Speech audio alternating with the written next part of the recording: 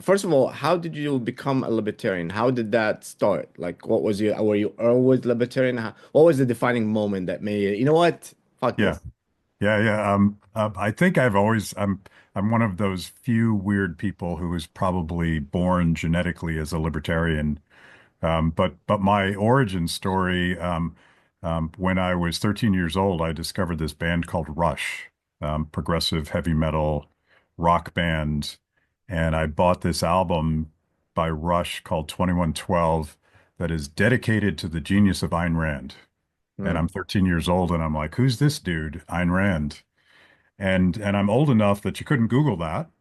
And I found her short little novel called Anthem, and I read it and I devoured it. It's this dystopian novel about this authoritarian world where you're not allowed to speak in the first person. You can't say the word I. You have to speak about we. And that just it fascinated me, and I devoured it. And I eventually found her other novels, um, starting with The Fountainhead. And eventually, she says in one of her nonfiction books, go read The Austrian Economist. I got into Austrian economics when I was a teenager. It's a horrible way to meet girls. I just warn young men, anybody watching this, don't do that.